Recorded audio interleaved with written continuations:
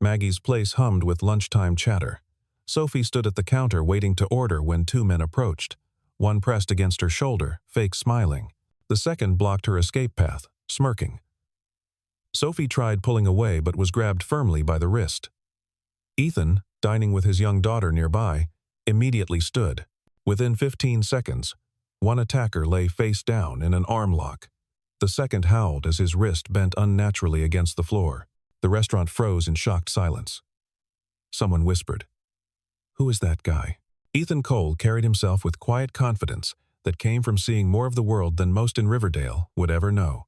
At 35, his broad shoulders and steady gaze spoke of strength, while the gentle way he tucked a napkin into his daughter's collar revealed his tender heart. His dark brown hair remained cropped short, military style, despite having been out of service for years.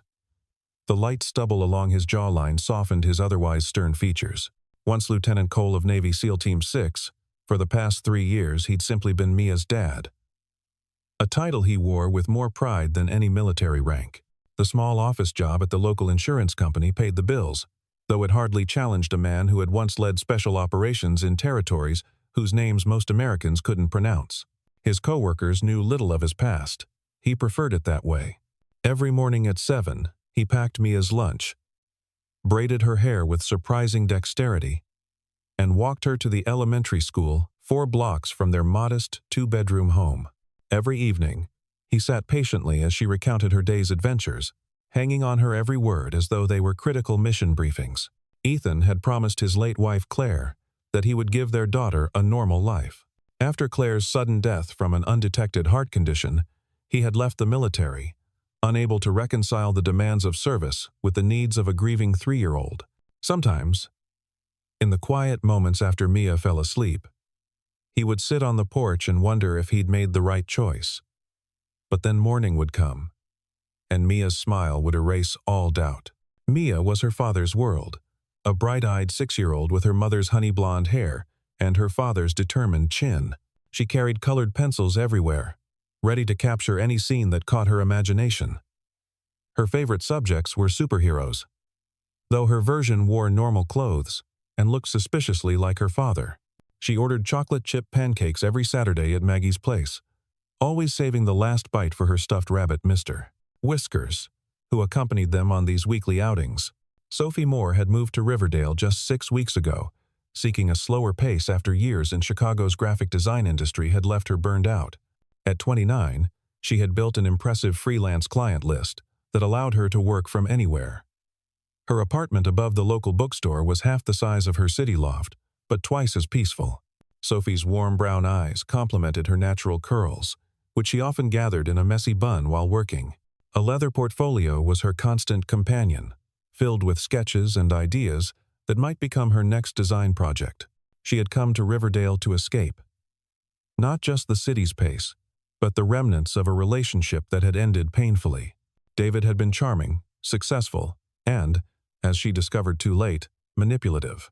The emotional scars were still healing, leaving her wary of new connections but determined not to let fear dictate her life. This small town, where strangers smiled and remembered your coffee order after just one visit, felt like the fresh start she needed. The town of Riverdale embodied small-town America, its main street lined with family-owned businesses and the obligatory town square hosting farmers markets each weekend. Maggie's place sat at the corner of Elm and Main, its brick exterior weathered by decades of seasons. Inside, vintage photographs of the town's history adorned walls the color of warm honey. The restaurant had been passed down through 3 generations of the Roberts family, currently owned by Margaret Maggie Roberts, who knew the perfect balance of friendliness and respect for privacy that kept locals coming back daily. Few places felt as authentically American as Maggie's place at lunch hour. A cross-section of the community, gathering over comfort food and bottomless coffee. It was here, in this seemingly ordinary setting, that extraordinary lives would intersect in ways that would change them forever. The restaurant's normality shattered when Ethan stepped in to protect Sophie. As the police led the 2 subdued men away in handcuffs, the lunch crowd's excited whispers created an electric undercurrent. Officer Jenkins, who had coached Little League with Ethan last summer, gave him a knowing nod before taking statements from witnesses. The officer had always suspected there was more to the quiet father than he let on. "You didn't have to do that," Sophie said, her voice still unsteady as she approached Ethan's table. Her hands trembled slightly, adrenaline still coursing through her system. "It's nothing," Ethan replied, his focus primarily on Mia, who stared wide-eyed at the commotion. He placed a reassuring hand on his daughter's shoulder. "Those men won't bother you again." Mia tugged at her father's sleeve. "Daddy, is the pretty lady okay?" Ethan's expression softened at his daughter's concern. "Yes, sweetheart. She's fine now." Sophie crouched down to Mia's eye level, summoning a smile despite her rattled nerves. "I'm Sophie. Thank you for letting your dad help me." Mia nodded solemnly. "My daddy helps everybody. He's the strongest." The innocence in the child's declaration brought a genuine smile to Sophie's face. "I believe that now." Across the restaurant, two elderly women who had witnessed everything leaned toward each other. "Did you see how fast he moved?" One whispered. "Military training." "For sure." "Special forces, I'd bet my pension on it." "Harold mentioned he never talks about his past at the office," her companion replied. "Always figured there was something about him." Sophie overheard their speculation, her gaze returning to Ethan with renewed curiosity. There was something in his efficiency of movement, in the controlled power she'd witnessed, that spoke of specialized training. Yet there was also a gentleness in how he now wiped chocolate milk from his daughter's upper lip. "I really am grateful," Sophie said, straightening up.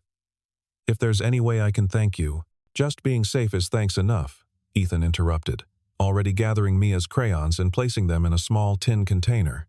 His tone was polite but final, closing the conversation. Sophie nodded, taking the hint. "Well, thank you anyway." As she turned to leave, Maggie herself approached, refilling Ethan's coffee without asking. "On the house today," she said with a wink. "For our local hero." Ethan shook his head. "I'm no hero, Maggie. Just did what anyone would do." "But not everyone could do it like that," Maggie countered, before moving on to other customers. Mia looked up at her father with pride shining in her eyes. "See, Daddy? I told her you're the strongest." Ethan smiled, but Sophie noticed something in his eyes. A shadow, perhaps, or a hint of sadness that didn't match his daughter's admiration. He gathered their things, left money on the table despite Maggie's offer, and guided Mia toward the door with a protective hand on her back. Sophie watched them leave, struck by the contradiction of strength and vulnerability he seemed to embody. Later that night, as Sophie sketched in her apartment, her mind kept returning to those 15 seconds of controlled chaos, wondering about the man who had so effortlessly inserted himself between her and danger. The weekend farmers' market transformed the town square into a vibrant tapestry of local produce, handcrafted goods, and community spirit. Sophie wandered between stalls, her canvas tote gradually filling with fresh vegetables and a loaf of sourdough from the local bakery. The crisp autumn air carried the scent of apple cider and cinnamon, mingling with the earthy aroma of fresh harvest. She was examining a display of local honey when a familiar voice caught her attention. Turning, she spotted Mia's blonde head bobbing through the crowd, the little girl enthusiastically pointing at a stand selling homemade fudge. Behind her, Ethan navigated the market with the same quiet alertness Sophie had noticed in the restaurant, his eyes constantly scanning their surroundings even as he smiled at his daughter's excitement. Sophie hesitated, unsure if she should approach. Their last interaction had ended abruptly, and something told her Ethan valued his privacy. But before she could decide, Mia spotted her and waved energetically. "Daddy, look. It's the lady from the restaurant." Mia tugged at her father's hand, already pulling him in Sophie's direction. Ethan's expression registered recognition, followed by a brief flash of what might have been resignation, before settling into a polite smile. "Hello again," he said as they approached. "Hi," Sophie replied, then knelt to Mia's level. "Hello to you too, Mia. Are you enjoying the market?" The little girl nodded enthusiastically. "Daddy says I can get fudge if I eat all my vegetables at dinner.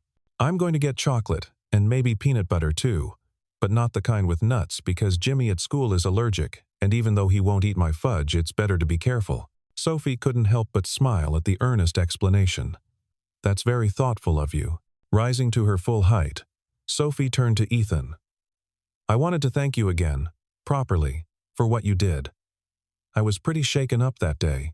Ethan shifted uncomfortably, adjusting the weight of the reusable grocery bags in his hand. Anyone would have stepped in. Not like that, Sophie said quietly. Most people would have yelled or made a scene. You were efficient. Something in Ethan's posture changed at her observation. A slight stiffening of his shoulders, a guardedness entering his eyes. Just lucky timing. He deflected. Sophie recognized the wall going up but pressed gently. Well, thank you anyway. I'm Sophie Moore, by the way. I don't think we properly introduced ourselves. Ethan Cole, he replied with a short nod. And you've met Mia. The little girl beamed at being acknowledged, then tugged at Sophie's hand. Do you like pancakes? We go to Maggie's every Saturday morning for pancakes. Daddy lets me get chocolate chips in mine. Ethan's expression softened as he watched his daughter's natural openness.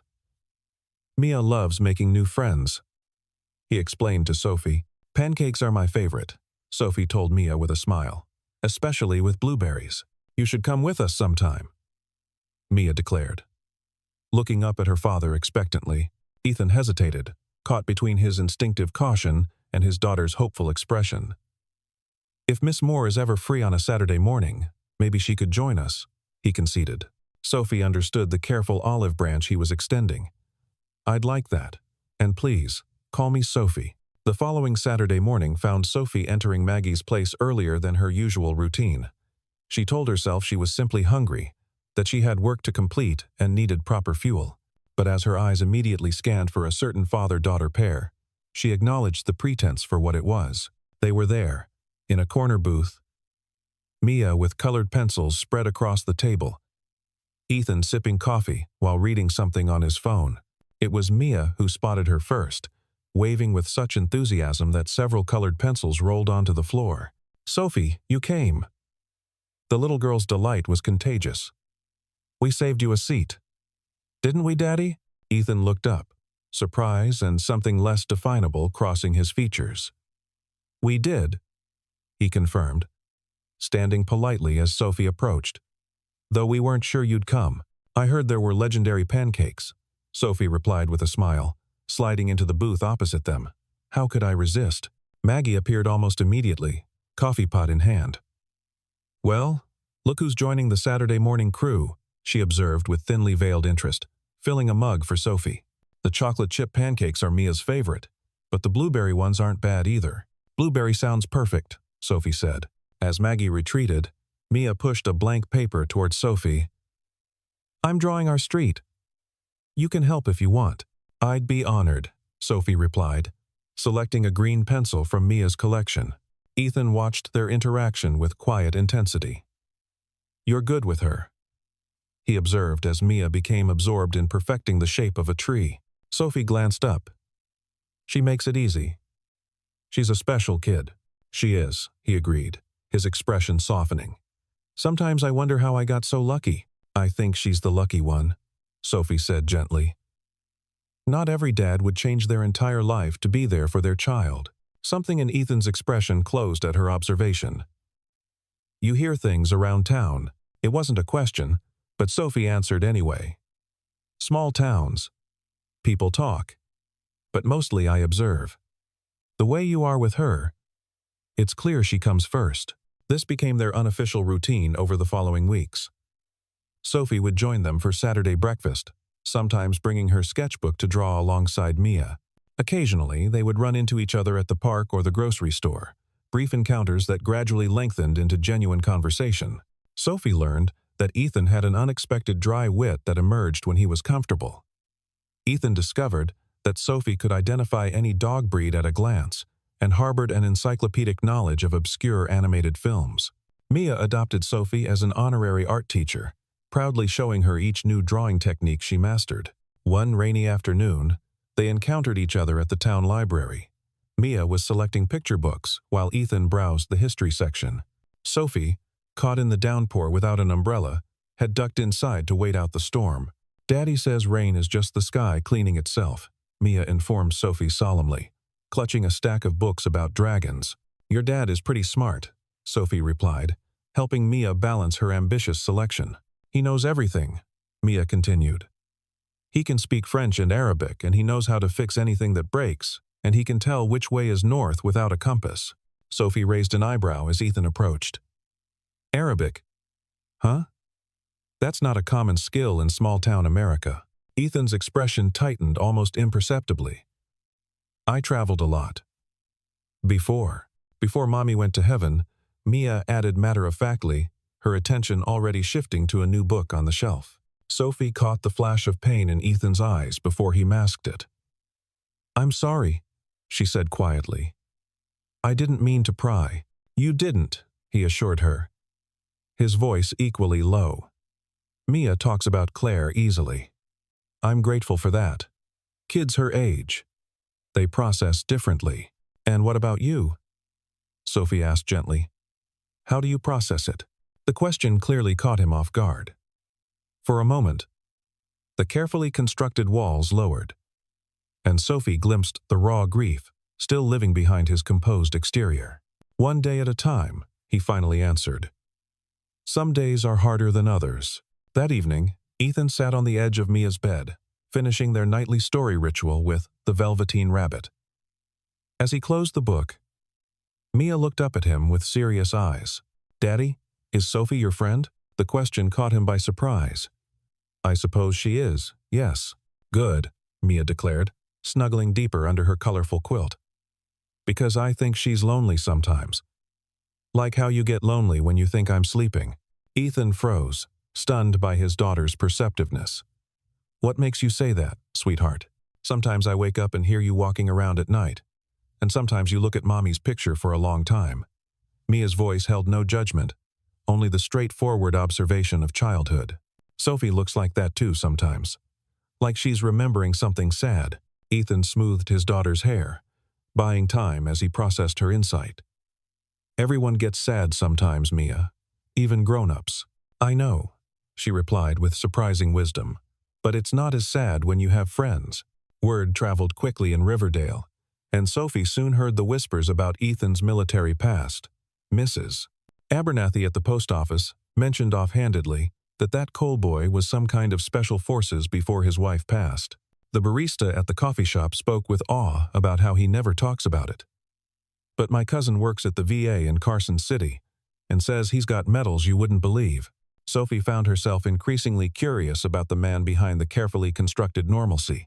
There were moments when she caught glimpses, the way he always positioned himself with a view of all exits in any room, how he could shift from relaxed to hyper-alert at unexpected loud noises, his habit of scanning crowded spaces with practiced efficiency. One evening, after Mia had persuaded them both to visit the town's small ice cream parlor, Sophie finally gathered her courage to ask directly. They sat on a bench in the town square, Mia happily occupied with her rainbow sherbet a few feet away on the fountain's edge. So, Sophie began casually, were you really a Navy SEAL? Ethan's spoon paused halfway to his mouth. His expression remained neutral, but she noticed the slight tension in his shoulders. Who told you that? Everyone. No one. It's a small town. Sophie shrugged. You don't have to talk about it. If you don't want to. Ethan was quiet for so long that Sophie thought he might not answer at all. When he finally spoke, his voice was low. Yes. For almost 11 years. That's a long time, Sophie observed, careful to keep her tone conversational. It was my life, he said simply. Until it couldn't be anymore. Sophie followed his gaze to Mia, who was carefully examining each colored layer of her sherbet before taking precisely ordered bites. Because of your wife? Ethan nodded. Claire died, suddenly. Heart condition no one knew about. I was deployed when it happened. The pain in those simple sentences was palpable. By the time I got home, Mia had been with neighbors for 2 days, asking when Mommy was coming back from the hospital. Sophie felt her throat tighten with empathy. I'm so sorry, Ethan. I left the service the next month, he continued. As if needing to complete the story, now that he'd begun, my commanding officer tried to persuade me to stay, offered stateside assignments, but He shook his head. Mia needed stability. Needed me present. Not deployed for months with no guarantee I'd come back. That must have been a difficult decision, Sophie said softly. Ethan watched Mia, a complex emotion crossing his features. Easiest decision I ever made, actually. Hardest one to execute. He turned to look directly at Sophie. 11 years of training. Of brotherhood. Of purpose. You don't just walk away from that without losing parts of yourself. The rawness of his admission struck Sophie deeply. This was the most he'd ever revealed about himself, and she recognized the trust implicit in his words. Thank you for telling me. He seemed almost surprised by her simple response. Most people have more questions. I'm not most people, Sophie replied with a small smile. And besides, some stories deserve to be told at their owner's pace, not the listener's. Something shifted in Ethan's expression. A softening, a recognition. No, you're definitely not most people, Sophie Moore. That night, Ethan sat with Mia during their bedtime routine, the little girl unusually thoughtful as she arranged her stuffed animals in their designated sleeping positions. Daddy, can I ask you something about when you were a soldier? The question caught him off guard. Mia rarely asked about his military service, perhaps sensing his reluctance to discuss that part of his life. Of course, sweetheart. Were you scared sometimes? Ethan considered her question carefully. He had always been honest with his daughter, adjusting for her age, but never lying. Yes, I was scared sometimes. Everyone gets scared. Mia nodded, absorbing this information. Even the brave people? Especially the brave people, Ethan told her, smoothing her hair. Being brave doesn't mean you're never afraid. It means you do what's right even when you are afraid. Like when you helped Sophie at the restaurant. Ethan smiled slightly. That wasn't scary for me, honey. But yes, something like that. I told Sophie you were in the Navy, Mia confessed suddenly. When you went to get napkins at breakfast, she asked if you were always so careful about everything, and I said yes because you learned it being a SEAL. Was that a secret? Ethan felt a momentary flash of concern, but it faded quickly. No, sweetheart, it's not a secret. It's just something I don't talk about much anymore. Because it makes you sad? Sometimes his daughter's perceptiveness took his breath away. Sometimes it does. I miss the friends I made there. Like you miss Mommy? A different kind of missing, Ethan explained gently. But yes, it's hard to lose people you care about. Mia was quiet for a moment, her small face serious in the soft glow of her nightlight.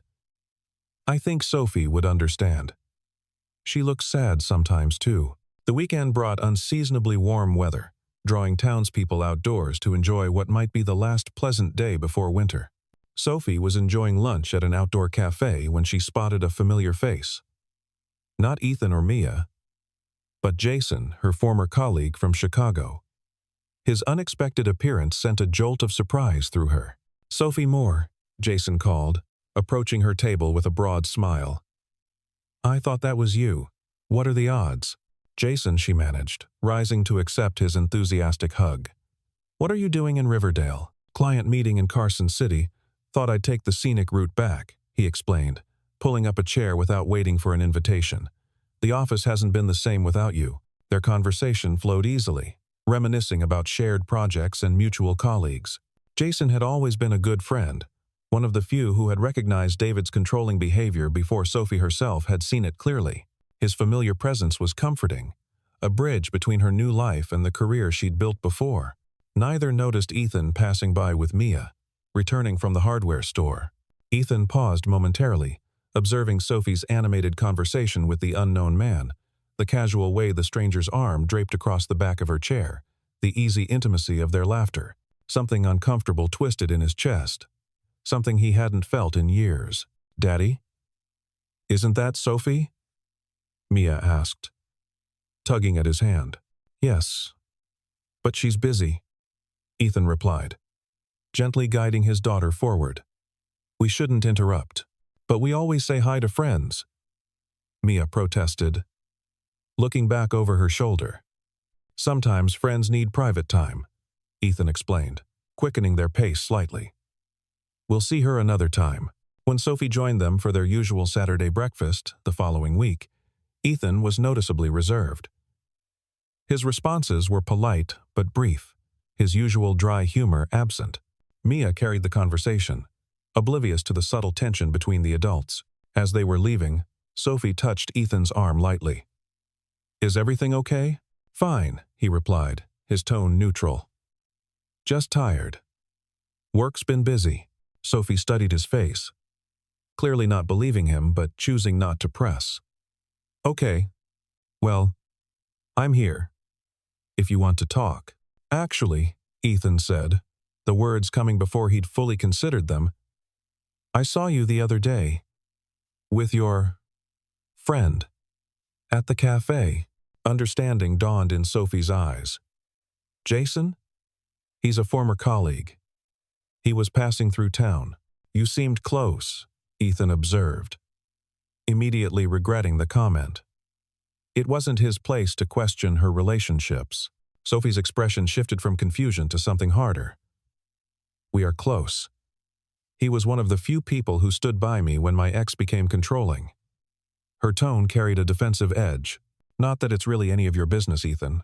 The sharpness of her response caught him off guard. "You're right. I apologize." "No, Sophie began, then stopped, clearly frustrated. "This is exactly what I didn't want when I moved here. People making assumptions, jumping to conclusions without asking." "I didn't mean to." "Didn't you?" Sophie challenged. "Because it felt like you were judging me based on one glimpse of a conversation you knew nothing about." Ethan felt the familiar walls rising, the instinct to retreat from emotional confrontation. "You're right. I overstepped." "That's not." Sophie took a deep breath. "I'm not looking for you to just agree and shut down, Ethan. I thought we were becoming friends. Friends talk to each other." "Daddy, why are you and Sophie fighting?" Mia's worried voice interrupted their tense exchange. Ethan immediately crouched to his daughter's level. "We're not fighting, sweetheart. Sometimes grown-ups have disagreements. But it's okay." Sophie knelt beside them, her expression softening for Mia's benefit. "Your dad and I are fine, Mia. Sometimes friends have misunderstandings." Mia looked between them skeptically. "You both look mad." "Not mad," Sophie assured her. "Just working through a grown-up thing. It doesn't change how much I like spending time with you and your dad." Ethan glanced at Sophie, struck by her instinctive kindness toward Mia, even in the midst of their disagreement. Sophie's right. Everything's fine. But as they parted ways outside Maggie's place, the unresolved tension lingered between them. Ethan walked home with Mia, uncomfortably aware that he had allowed old insecurities to create a rift in one of the few meaningful connections he'd formed since Claire's death. The misunderstanding might have festered longer if not for the unexpected return of danger to their small town. 3 days later, Sophie was leaving the post office at dusk when she noticed a familiar face across the street. One of the men from the restaurant incident, watching her with unmistakable malice. Her heart rate accelerated as she quickened her pace toward the more populated Main Street. The man followed, now joined by 2 others she didn't recognize. Sophie ducked into the hardware store, nodding hello to Mr. Patterson behind the counter, while surreptitiously checking the window. All 3 men waited outside, one leaning against a parked car, the others smoking with deliberate casualness. With shaking hands, Sophie pulled out her phone and, after a moment's hesitation, called Ethan. He answered on the second ring.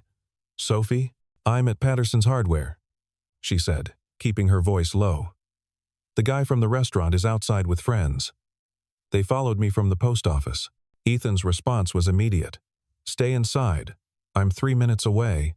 Has Patterson seen them?" "No, I don't think so." "Tell him. Stay visible to him and other customers."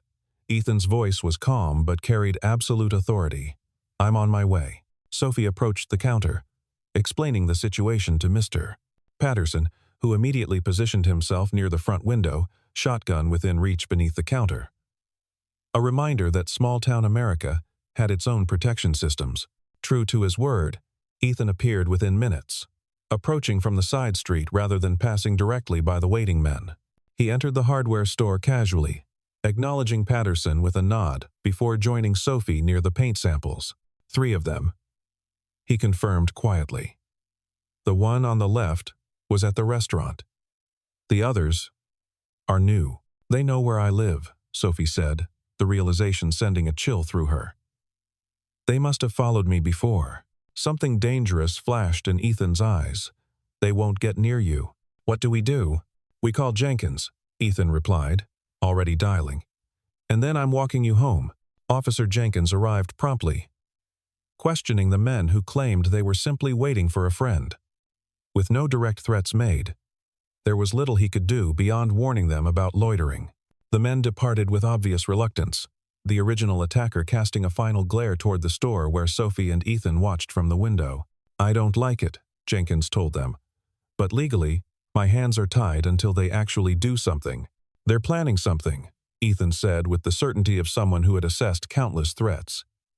The original guy, Reynolds, he's carrying a grudge from the restaurant, but it's more than that now. It's about pride, Jenkins nodded grimly. I'll increase patrols near Sophie's place and the bookstore. Best I can do for now. As dusk deepened into true night, Ethan insisted on escorting Sophie home, his posture alert, eyes constantly scanning their surroundings. I called Mrs. Abernathy to stay with Mia, he explained. She'll be safe. They walked in tense silence until Sophie finally spoke. I'm sorry about the other day. I overreacted. Ethan shook his head. You didn't. I was out of line. No, you, Sophie sighed. Look, we both handled it badly. I should have explained about Jason instead of getting defensive. Ethan was quiet for several steps before responding. It wasn't my place to question. Who you spend time with is your business. But you care, Sophie said softly. That's why you asked. The simple observation cut through Ethan's carefully maintained defenses. Yes, he admitted. I care. The following afternoon brought heavy rain. Sophie worked at her drawing table, occasionally glancing out at the deserted street below. The confrontation the previous evening had left her unsettled. But the weather provided a sense of security. Surely, no one would be lurking in this downpour. Her phone rang, displaying Ethan's number. Hello? Sophie. His voice was tight with controlled urgency. Are you home? Yes, working on a project. What's wrong? Reynolds was just released on bail for another charge. Jenkins called to warn me, but he's stuck with an accident on the highway. Ethan's words came rapidly. I'm picking up Mia from her friend's house. Can you meet us at Maggie's in 20 minutes? I don't want you alone right now. You think he'd actually try something? Sophie asked, already gathering her essentials. I think he's unstable and fixated. 20 minutes, Sophie. Please, I'll be there, she promised, ending the call. Sophie hurried through her preparations, pulling on a raincoat and grabbing her keys. As she locked her apartment door, a noise from the bookstore below caught her attention. A faint crash, as if something had been knocked over. The store was closed on Sundays, its owner away visiting family in the next county. Sophie hesitated on the landing, listening intently. Another sound confirmed her fears. Footsteps moving through the shop below. Heart pounding, she silently retreated up the stairs, re-entering her apartment and locking the door behind her. With shaking hands, she called Ethan back. I think they're in the bookstore, she whispered when he answered. I heard someone downstairs. Ethan's response was immediate. Bathroom. Lock the door. I'm 5 minutes out. Jenkins is on his way. Sophie moved quickly to the bathroom, securing the lock and stepping into the tub to minimize noise. Through the thin walls of the old building, she could hear movement below, then the unmistakable sound of footsteps on the stairs leading to her apartment. A testing of her door handle. A low laugh. We know you're in there, sweetheart. Reynolds' voice called. Just want to have a conversation about your boyfriend. Sophie remained silent. Phone clutched to her ear. Ethan's steady breathing her only connection to safety. She heard a shoulder ram against her door. Once. Twice. The old wood creaked ominously. 3 minutes, Ethan whispered in her ear. Stay quiet. The third impact splintered the doorframe. Sophie heard them enter her apartment, carelessly knocking things over as they searched. Check the bedroom, Reynolds directed. She's here somewhere. A heavy fist pounded on the bathroom door. "Found her," another voice called. "Come on out, lady. We just want to talk." The bathroom door shuddered under repeated blows. Sophie pressed herself against the far wall, frantically searching for anything she could use as a weapon. The shower curtain rod, flimsy aluminum, was her only option. The doorframe cracked. One more solid hit would break through. Sophie yanked down the curtain rod, holding it like a staff. Her back pressed against the tile wall. The next impact never came. Instead, she heard a sudden commotion in her living room. A crash, a shout of pain. The distinctive sound of a body hitting the floor hard. More sounds of struggle. Then an eerie silence. "Sophie?" Ethan's voice, tense, but controlled, called from outside the bathroom. "It's safe. Open the door." With trembling hands, she unlocked the bathroom door. The scene in her apartment left her momentarily speechless. Reynolds lay unconscious near her overturned coffee table. Another man was slumped against the wall, blood trickling from his nose. The third attacker was nowhere to be seen. Ethan stood in the center of the destruction, phone to his ear, reporting their location to Jenkins. His knuckles were raw, a cut above his eye dripping blood. But his posture remained combat-ready. Upon seeing Sophie, something in his expression shifted. Relief, breaking through the adrenaline. "Are you hurt?" he asked, crossing to her in 2 quick strides. Sophie shook her head, still clutching the shower curtain rod. "You got here so fast." "Mia's with Mrs. Abernathy," he explained, gently taking the makeshift weapon from her hands. The third guy ran. "Jenkins is 2 minutes out, with backup." The reality of the situation hit Sophie all at once. These men had broken into her home. Would have hurt her if Ethan hadn't arrived. Her legs suddenly felt unsteady. Ethan guided her to sit on the edge of her bed, away from the destruction in the living room. "I've got you," he said quietly. "You're safe now." Sophie looked up at him, noticing the blood on his face. "You're hurt." "It's nothing," he dismissed, his attention focused on her. "They won't touch you again. I promise you that." The absolute certainty in his voice anchored her, steadying her racing heart.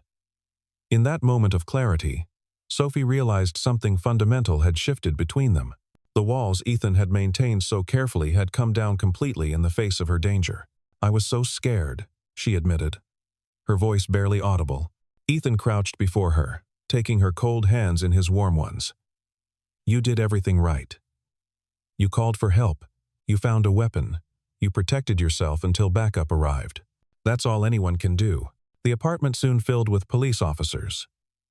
Jenkins took statements while paramedics checked Sophie for injuries and bandaged the cut above Ethan's eye. Reynolds and his accomplice were handcuffed and removed from the premises, this time facing serious charges of breaking and entering, attempted assault, and violating bail conditions. "You can't stay here tonight," Jenkins told Sophie as the scene was processed. "The door's completely busted. She'll stay with us," Ethan said before Sophie could respond. He looked to her for confirmation. "If that's all right with you?" Sophie nodded, suddenly exhausted as the adrenaline drained from her system. Mrs. Abernathy had put Mia to bed by the time they arrived at Ethan's modest home.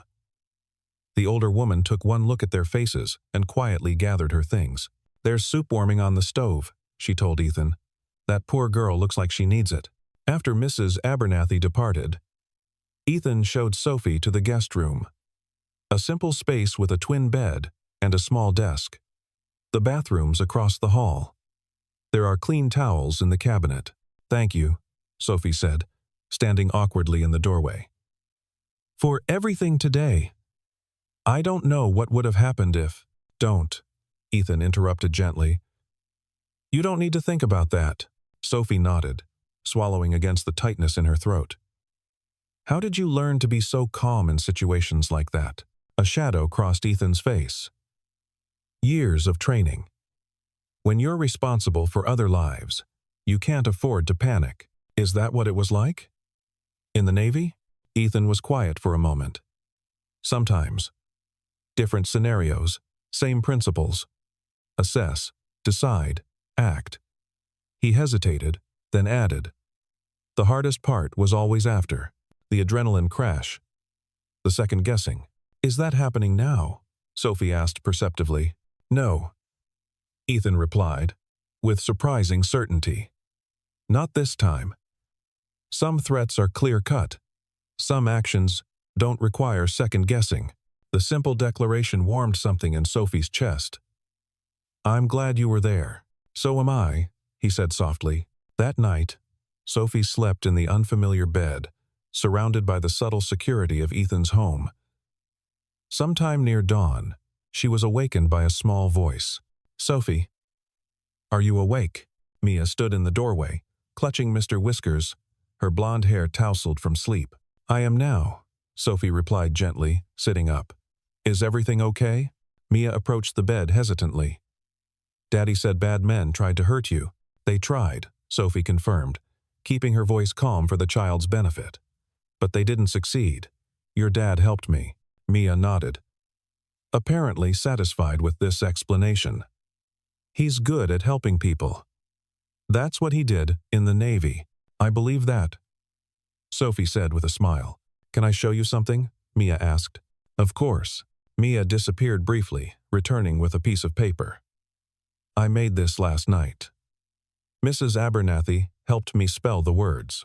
It was a drawing of 3 figures holding hands, a tall man, a woman with curly hair, and a small girl between them.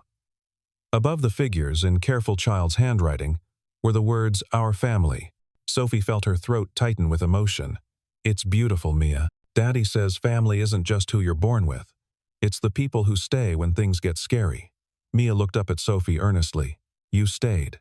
Before Sophie could respond to this profound observation, Ethan appeared in the doorway, concern evident in his expression.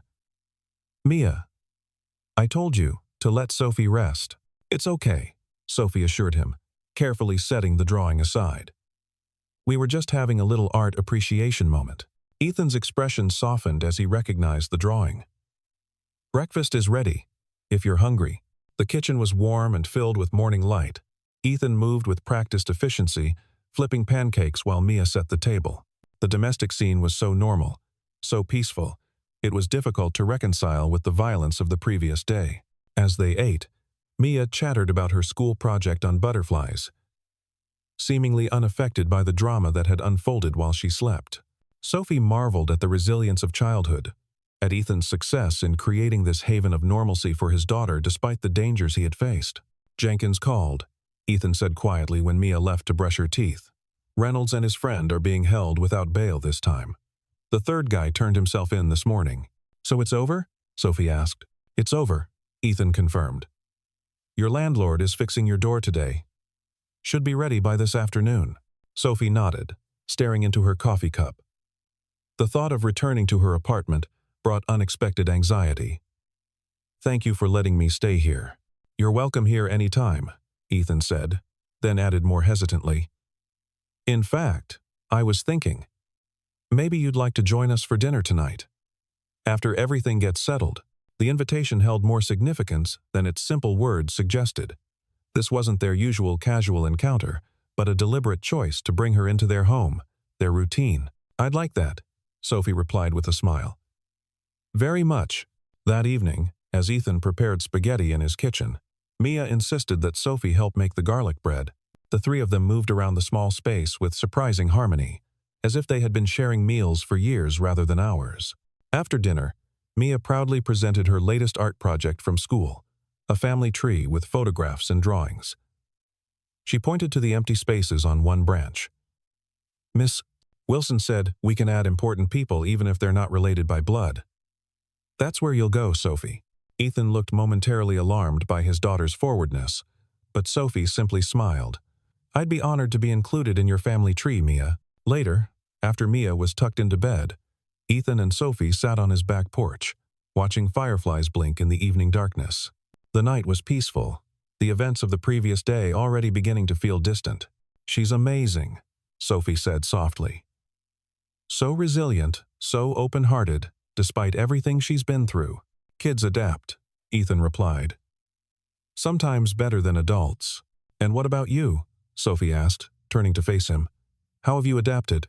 Ethan was quiet for a long moment. For a long time, I didn't. I just existed. Focused on Mia. On giving her stability. It was enough. And now, his gaze met hers. Steady and honest. Now I'm starting to remember. There can be more. That loving Mia doesn't mean closing myself off from everything else. Sophie reached out, her fingers lightly touching his. I came here to hide, to heal. I didn't expect to find this. This? Ethan prompted, his hand turning to hold hers properly. Connection, Sophie clarified. A place where I fit. People who see me clearly. I see you, Ethan said quietly. I've been seeing you since that first day at Maggie's. One Saturday morning several weeks later, the three of them sat in their usual booth at Maggie's place. Mia colored contentedly while Ethan and Sophie shared sections of the local newspaper. The restaurant buzzed with the familiar weekend crowd, conversations and silverware creating the comfortable backdrop of small-town life. A new customer entered, pausing to survey the busy dining room. He leaned toward Maggie at the counter. "Who's that man over there?" he asked, nodding toward Ethan. Maggie followed his gaze, a smile warming her weathered face as she observed the tableau, Ethan saying something that made Sophie laugh. Mia looking up from her drawing to join their amusement, the three of them illuminated by sunlight streaming through the window. "That's just a father," Maggie replied. "But he's the kind who can protect his whole world." The morning light bathed their table in golden warmth as Ethan reached across to take Sophie's hand, Mia's smaller one joining theirs in the center of the table. In that moment of perfect connection, their pasts no longer defined them.